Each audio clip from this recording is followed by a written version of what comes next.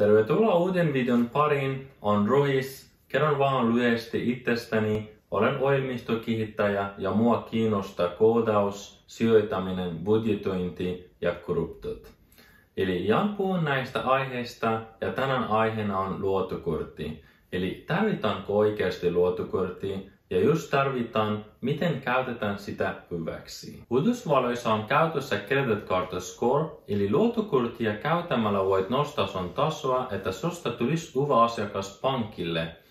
Ja sillä saat edullisemmat lainat vaurastumiseen, esimerkiksi asuntosijoituslaina. Suomessakin tämä järjestelmä on käytössä, mutta se ei julkisesti tarkasteltavissa. Kysyin tästä Jan Opelta, omalta pankilta ja S-pankista. Molemmilla oli vähän epäselvä, että mistä oikein kyselen, mutta näin kyllä se oli. Mutta Suomessa asiakkuudet koostuvat eri palvelujen käyttämisestä ja yksi niistä kyllä on luottokorttien käyttö. Monet jo tietää luottokortista ihan riittävästi, koska niitä mainostetaan aika usein. Mutta tästä videosta opit, että miksi sitä pitää käyttää, miksi ei ja miten ait omasi. Käydään nyt läpi, että miten luottokorttia mainostetaan. Autovuokrauksessa on lähes aina luottokortti välttämätön.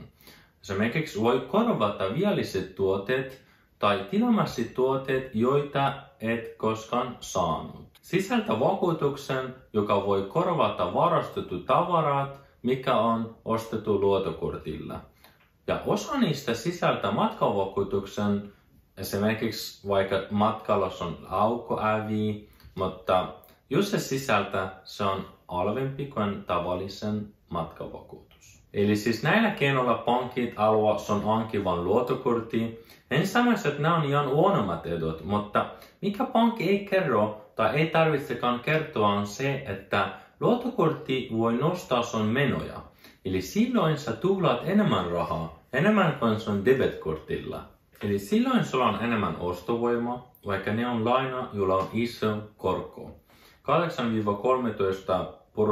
korko plus 3 kuukauden Euribor. Ja 3 kuukauden tarkoittaa, että se vaihtuu 3 kuukauden välein. Ja Euribor on euroalueen rahamarkkinoiden viitekorko, joka on ihan yleisten talletusten ja lainojen viitekorko, ja näin olen Suomessa. Lainan korkoprosentti riippuu ihan luottokortin palvelutarjoajasta. Linkki Suomessa käytettyihin luottokortteihin löytyy ihan videon biosta. Puhutaan ihan laskutuksesta. Mä otan vaikka esimerkkinä, mulla itsellä on 3 luottokorttia käytössä. Otan esimerkkinä vaikka toi OP Visa. Se on semmonen luottokortti, mikä on uudistettu mun debitkorttiin, eli siinä on se luottokortti plus debitkortti. Niin sen maksuaika keskimäärin on 35 päivää plus 14 päivää, että voin maksaa lasku. Eli melkein 2 kuukautta korotonta rahaa. Ja sen korko on 8,95% plus 3 kuukauden Euribor. Ja tilinoitomaksu myös näillä luottokortilla voi olla. Ja tämän luottokortin tilinoitomaksu on 3,5 € kuukaudessa. Kerron teille tässä vaan omista kortista. Esimerkiksi toi S-pankki luottokortti, ostoraja 2 tunnia, käytän pelkin elintarvikeostoksiin. Tästä voi saada bonustakin S-ryhmän kaupoista, esimerkiksi Prismasta. Sitten seuraavaksi OP Visa, kerron teille jo tästä. Ostoraja 2 tunnia, käytän kotimaan ostoksiin. Ja OP Duo, vanha nimi Masterkortti, käytän ulkomaan matkoihin ja ostoksiin, plus käytän se kryptosijoitukseen. Ja aloiteessa tämä ostoraja voi nostaa, mutta mulla tää on riittänyt ihan hyvin. Ja miksi käytän eri kortti eri menoihin? Syynä on se, että se helpompi seurata.